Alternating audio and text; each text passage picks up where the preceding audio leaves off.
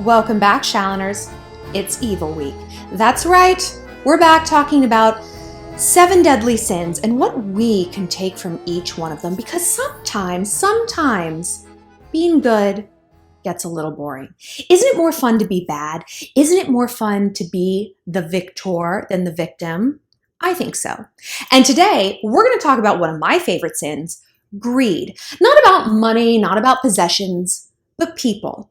What do you do when you can't just settle for one man? You have to have many men. Today, I'm going to teach you how to cheat and get away with it. But first, just want to remind you that if you want to talk to me privately one-on-one about anything evil or not so evil in your life, find me on my website, shallonlester.com, and also head to shallonlester.com to shop my new merch line. I've got some great hoodies, phone cases, vision boards, and crop tops that you guys are going to love. And be sure to follow me on Instagram at ShallonXO, where I let you guys vote on these topics for Evil Week and all of my other videos. And as you guys know, here on the channel, usually we're talking about positivity, being a bad bitch, how to help other people. But like I said, sometimes that gets a little boring. Sometimes we have to indulge in the darker side of life, right? Because I know you guys are tired of getting manipulated. I hear it all the time. You're tired of getting cheated on. So is the answer to become the thing you fear and hate the most, a cheater? It can be. I don't subscribe to that as an overall way to live your life, because here's the thing. I have cheated on a lot of people. I have. And cheating does something to you. It splits you into 2 different people. It does. Cognitive dissonance is a very powerful thing. Cognitive dissonance means the surroundings, like your circumstances, reality, does not align with what you not only think about yourself, your integrity and your values, but most importantly, what you want to be happening, right? And it's very, very hard to be with one person and then have a side dude. And for the purposes of this video, we're going to call them mistresses, because it's very offensive that there's no like male name like misters. Like, what does that even mean? We're going to call side dudes mistresses, okay? Get on board. It's very difficult to be equally in love with both of them, right? There's going to be resentment on one side or the other, and that can be really torturous for your partner, as you guys have known from being cheated on. So let's say you don't want to be a cheater. Let's say you're starting to watch this video and you're like, I feel bad about myself. Okay, watch anyway, because this is going to help you identify a cheater in your own life. Sometimes to catch a killer, we got to become a hunter ourselves. You know what I mean? We got to like put on the cloak of evil and go inside as a mole and a spy to smoke out people and understand. Because good people don't catch bad people. Kind of bad people catch bad people. And sometimes that's who we got to be. So let's look at the giveaways for cheating, right? You have a shift. It's not only a shift in like schedule, it's a shift in behaviors, patterns, and most importantly, attitude. When I look back on people who've like cheated on me, because, you know, it happens in both directions. It's not like only I was the villain. It's not like only I was the victim. I've been on both sides. When I look back, it's like the hurtful thing about cheating is not even that like they stuck their dick in someone else. It's my ex-husband said this to me, like I didn't cheat on him, we didn't cheat on each other, but like we were just talking about it. And he's like, the bad thing about cheating is that it means you have been making decisions based on a reality that didn't actually exist. And isn't that the truth? Because you look back after being cheated on, you're like, what a fool. You feel humiliated. You feel humiliated. And even though that's probably not your partner's intent, sometimes it is though. Sometimes it is.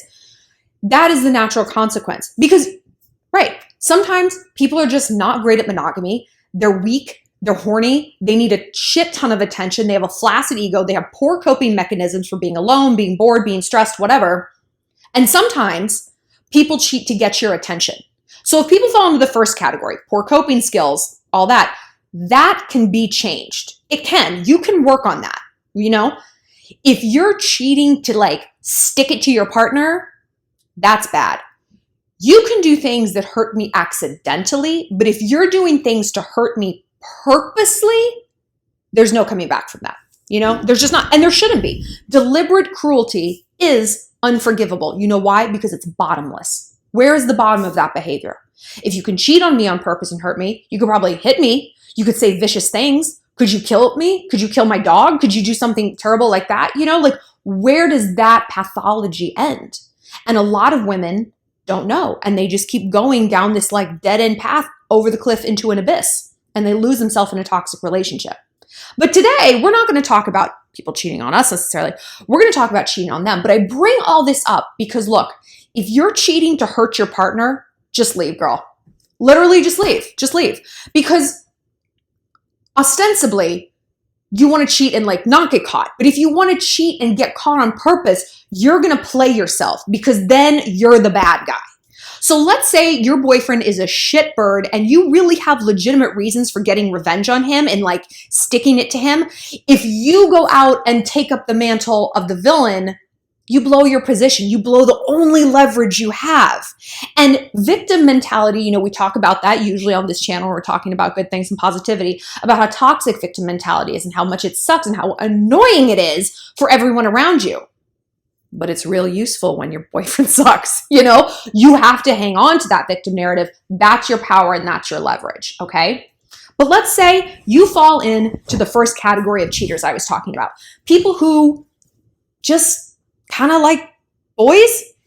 That was always sort of my thing. Like I love boys and I'm boy crazy and I have been since I was like 6. And like I really think somebody should have nominated me for some sort of award for staying a virgin until I was almost 22. I mean, given my libido and how much I love boys, like that shit is like in dog years, okay? I deserved recognition from the Council of Thoughts. Like you held out the longest from the ratio of your horniness. I did. But where was I going with this? What was I talking about?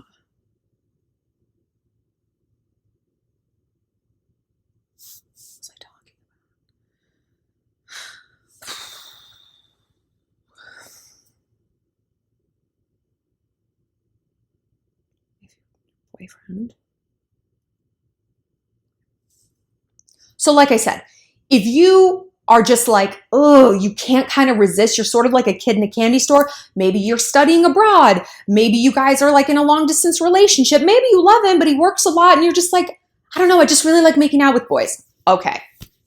First of all, keep your goddamn mouth shut. Keep your mouth shut.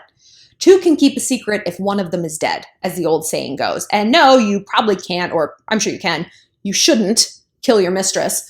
But you also need to zip the lip with your friends, right? Because, like, you think you know your friends and you think they're loyal to you, but people have very different morality in terms of cheating. First of all, I wouldn't dime my friends out to God herself. Like, I keep their secrets forever. And we got a lot of them. But like, some people are not like that. Like some people who come from a family where dad cheated on mom, and if they see cheating, it's like, it's like a Vietnam flashback. Like they cannot handle it. They will sell you out. So it's really, really important to keep your crimes on the down low. Loose lips sink ships. You also need to keep it quiet from your boyfriend. And I know that sounds obvious. But I get a lot of messages from you guys where it's like, my boyfriend dumped me, or we were on a break and I went to a club and made out with this guy and I feel so guilty because now we're back together. Should I tell him? I'm like, no, no. Transparency is baloney. Transparency is capitulation of control. I don't tell anybody everything. Certainly not a boy that I'm dating. Are you out of your mind? I didn't even tell my husband everything. I never told my husband how old I was. I mean, he figured it out, but like that to me is information I don't like to share. I would rather like share my pap smear results. That's me and that's my line in the sand, you know? And like you have the right to have your own information stay within you. When you go out with a guy, you don't have to tell him your whole history. You don't have to tell him that like you were married or what. No one is owed access to your stories, okay? And certainly not your boyfriend. Because look, you got to level with yourself. If you go out and you slip up and you hook up with someone, I had a guy do this, a boyfriend I loved like 10 years ago. Short. He left me for a stripper. But that's the thing. He's like, I slept with this girl down in Florida. And I was like, why are you telling me this? And he's like, what? I was like, when someone cheats, they're either never going to do it again or they're going to do it kind of all the time. So which of these categories you fall into? Because if you're never going to do it again, I didn't need to know about it. I don't need to know what impels your personal growth within this relationship, especially if it's something that's going to hurt me, because now it's a thing. Now it's a thing in the room that we have to think about, and I'm going to like picture it and like blah, blah, blah. It becomes an unavoidable data point. But if you're going to do it all the time and you're going to leave me for her, I also didn't need to know. I didn't need to know. You could just leave and be on your way. And he's like, well, it's going to be that. I was like, great, thank you. You could have just dumped me. I didn't need to know that when I was texting you and saying all these things, you were sticking it into a stripper. Thanks. I shouldn't talk shit about strippers. You know I love strippers. Like, I love them. But it's just, it's cliche. He was in a band. I'm just like, come on. She had like a kid she didn't have custody of. I was like, you methed out trash. She had like meth eyebrows. You know what I mean. You know them when you see them. So you got to zip the lip. If you confess once, it's going to make it way harder to keep on cheating. And girl, you probably will. You'll probably cheat. So the second thing you need to do is foresee the red flags that are going to pop up in terms of giving your behavior away. Now, like I said, when people cheat, there are shifts. They're on their phone a lot more. They're making like smiley faces. They're changing their passcode. Literally, if you're going to have a life of crime, you should get a second phone. Or establish with whoever it is you're cheating with that there's like hours. And it's hard. You don't necessarily want to let them know that you are in a relationship, like if you can help it, because they can use that against you. Like people will turn on you, they'll blackmail you. There's, this shit happens. Like you don't want your mistress blowing up your life. You can do that on your own. So just be like, hey, when I'm home at night, I turn my phone off. Make it up. You're lying to one dude, lie to the other. Who cares? Because you need to keep information above and below, right? You need to keep information on a need-to-know basis, not just flowing out loosey-goosey and you don't know who knows what and blah, blah, blah. So establish some parameters before you go out like into this. Also, start having some new activities and have two. Well, you're actually going to only maybe have one. The second one is going to be a variable activity with a loosey-goosey schedule.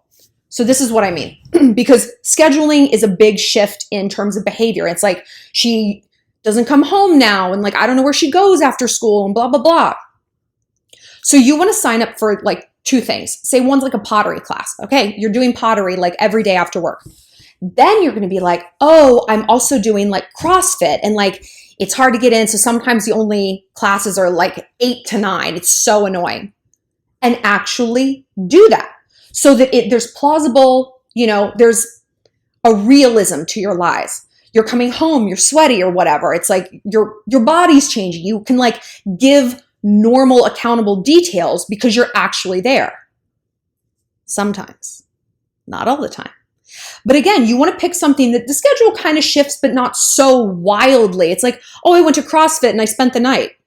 No, like if that's what you need to do, if you want to have that big of a cheat where you're full on spending the night with another dude, you're going to have to escalate those lies accordingly. You're going to have to travel for work. You're going to have to like go sleep with your sister sometimes. You're going to have to like your mysterious best friend, Perry, is like having some sort of like crisis and you have to sleep at her house 2 nights a week. Work smarter, not harder, because then it's going to give you wiggle room if he gets suspicious. Be like, babe, I know, just this class opened up. So it's like, I'm sorry, I'm going to go. I don't know why it's that big of a deal. Like it happened last week. Also, get your boyfriend involved in things. If he's busy, he's not going to be paying as much attention to what it is you're doing, right? But, and this is truly evil. This is evil. Are you guys ready for it? You got to start gaslighting him. That is the tool of a cheater. Gaslighting. And so we know what gaslighting is. If you don't, it's based on this movie in the 40s called Gaslight. Why is my coffee table just started vibrating and that's a little worrisome? All right. Evil is here. And so this movie. And anyway, this guy like adjusts, this like shitty husband adjusts like the gas flames in the lamps to flicker. And the wife's like, these are flickering. He's like, no, they're not. Baby, maybe you're going crazy. Maybe we should commit you to institution and then I can get all of your inheritance. Gaslighting. And so we are used to seeing gaslighting as like a guy calling you crazy, but really it is anyone who tells you that you are not observing what you are very much observing, right? So it can come in a lot of forms. I don't know why you're making such a big deal out of this. It's no, like it comes in a lot of forms. So try to employ it in as many different subtle and amorphous ways as you can, right? And one thing cheaters always do, they're accusatory. Which is ironic because like you really want to like shine a light on someone's behavior, but this is exactly why they do it. It's a distraction and a deflection technique. So whenever someone's been cheating on me, suddenly they accuse me a lot of like things that they themselves are guilty of. Why were you talking to Garrett up in the pool for 2 hours? What were you guys doing? I'm like, we were literally doing nothing. You were at work. I don't know. That's because they're doing something bad. And when people are criminals, they see crime everywhere, right? So if your boyfriend starts to get suspicious or even before he does, start to gaslight him. This is evil. Like this is giving me a sick feeling in my chest because I don't like telling this. But again, I want you to use this to spot people like this in your life. I don't want you to go out and cheat on people because like I said, it splits you into two. It's really hard on yourself. And society doesn't love a cheater. That's not a fun thing to have to admit to other people or to yourself. It isn't. Like you don't sleep great at night being like, I've cheated on people who trusted me. It's awful. It's awful. And it's awful to be cheated on, you know, but at least when you're cheated on, you're the victim. When you're the cheater, you're the bad guy and not in like the fun Billie Eilish way, really sucky way. So yeah, throw your boyfriend off kilter. Where have you been? Who are you with? I don't know. Who's this chick Natalie you work with? I don't know. You're like always talking about her. Well, why fine? Just go out with her. I don't care. Then he's going to feel minimized, which is how we feel when people gaslight us. And he's going to be less likely to speak up if he sees you doing something wrong, right? So again, this is what we need to look for when we think somebody is cheating on us. Let's see, what else? Change in schedule. Yeah, come up with reasons.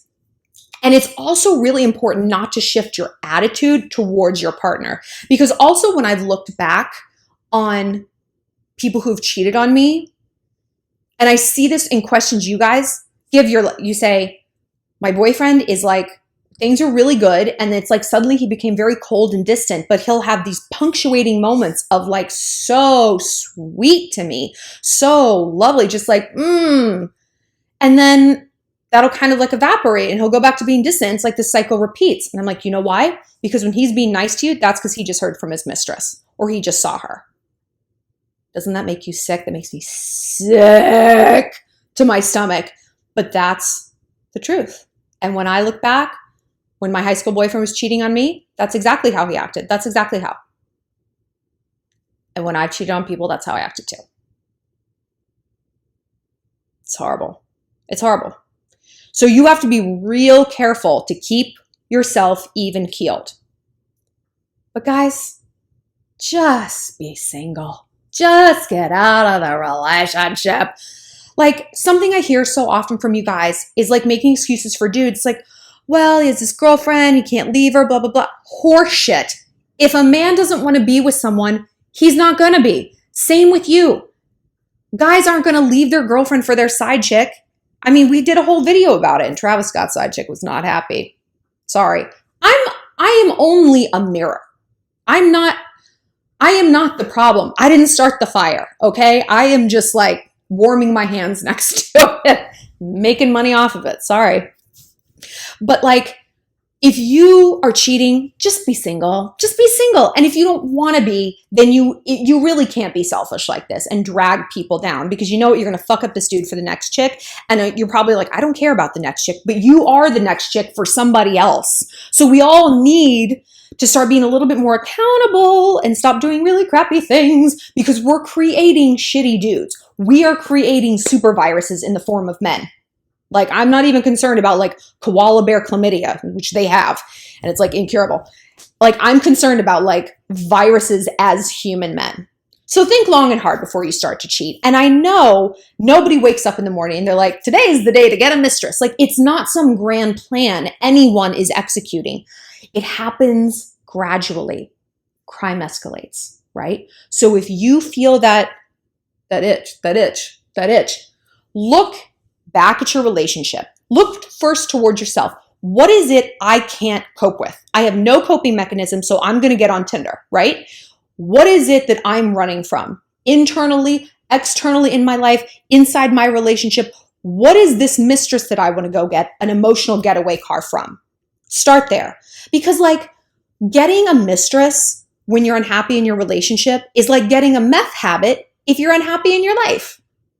It's a bad idea. It's going to create a secondary problem that is going to become larger than the primary problem. And it really is easier just to address that initial problem and move on. Because like I said, you don't want to cheat. It sucks. It's hurtful. You don't want to be on that side. It's a mess. It's so much better to know yourself. And if you go inward and you're like, no, I want to be a hoe. Go be a hoe. Go be a hoe. Do it. It's a lot of fun. Wrap it up though. You can order Plan B on Amazon, just not Prime. It's only $12, but it does take 3 days to get there. So plan your slutty adventures ahead of time. Have it on hand. Buy it for your friends. It's a great stocking stuffer. The more you know. That's it for today for Evil Week. I hope you guys feel a little more wicked, maybe a little bit smarter, maybe a little bit better. I'll be back with some more sins and some more topics. But in the meantime, like I said, if you want to connect and if you want to shop, go to shallonlester.com and find me on Instagram at ShallonXO. Stay wicked, stay savage.